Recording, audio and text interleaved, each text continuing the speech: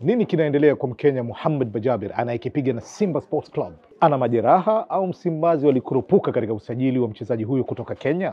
Tangu asajiliwe mwezi Julai hajawahi kucheza mechi yoyote ya kimashindano, si katika ligi kuu ya Tanzania wala mechi katika bara. Sababu inasemekana kuwa ana jeraha. Mohamed Bajaber ana umri wa miaka 22 na alianza kucheza kandanda akiwa na umri mdogo akiwa shule ya msingi. Mwaka 2022 alijiunga na timu ligi kuu nchini Kenya, Nairobi Stars, baada ya kufanya mazoezi kwa muda na timu hiyo.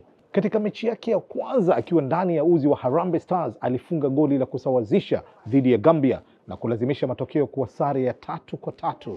Amekuwa mchezaji muhimu kwa timu ya taifa ya Kenya, lakini alikosa fursa ya kucheza michuano ya CHAN kutokana na yeye kusajiliwa na klabu ya Simba ya Tanzania kumfanya asiwe mchezaji wa timu za ndani.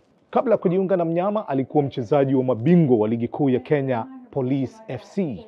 Akiwa na timu ya Nairobi City Stars aliifungia klabu hiyo magoli 6 msimu wa 2023-2024 na msimu uliofuata akaipatia timu hiyo magoli 4. Kujiunga kwake na Simba kulitarajiwa kubadilisha kwa sehemu kubwa mikakati ya kutafuta ushindi kwa wekundu hao wa Msimbazi. Kwa sasa Mohamed Bajaber ameanza kurejea mazoezini taratibu akitafuta uimara wa mwili kabla ya kuanza rasmi kucheza katika mechi za mashindano kwa timu hiyo.